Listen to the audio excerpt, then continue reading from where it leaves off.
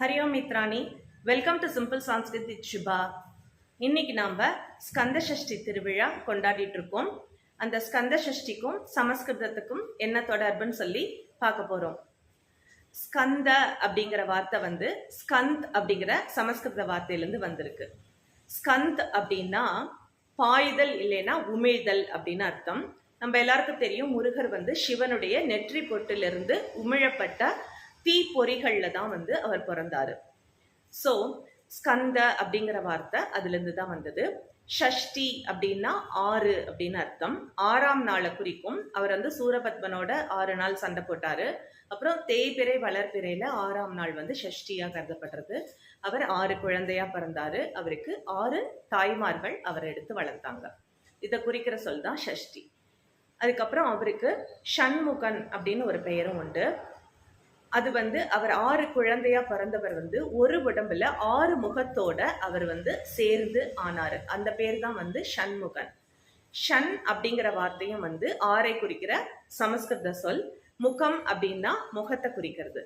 So Shanmugam அப்படிங்கிற சமஸ்கிருத பெயர் அவருக்கு வந்தது. அவருக்கு தேவசேனாபதி அப்படிங்கிற பெயரும் உண்டு. தேவ அப்படின்னா தேவர்களை குறிக்கிறது. சேனை அப்படின்னா சமஸ்கிருதத்திலையும் படை, அதை குறிக்கிறது.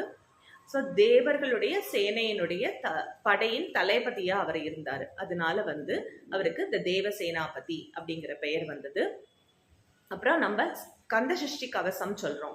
அந்த கவச்சம் அப்படிங்கிற வார்த்தையும் சமஸ்கிருதத்திலிருந்து வந்தேதான். கவச்ச அப்படின்னா காக்கிறது. ஸோ கந்தசஷ்டி கவசம் சொல்றதுனால நம்மள எல்லா தீய சக்திகள்ல இருந்தும் அது நம்மள காப்பாத்துறது. அவர் சூரபத்மன், சிம்ஹமுகன், தாராசுரன், இந்த அசுரர்களோடெல்லாம் 6 நாள் சண்டை போட்டு 6ஆம் நாள் அவரை சம்ஹாரம் பண்ணினோம் அப்படின்னு சொல்லிட்டு நம்ம ஸ்கந்த புராணம் சொல்றது. சம்ஹாரம்ங்கிற வார்த்தைக்கு கில்லிங், கொல்வது அப்படின்னு அர்த்தம். இதுவும் சமஸ்கிருத வார்த்தை தான்.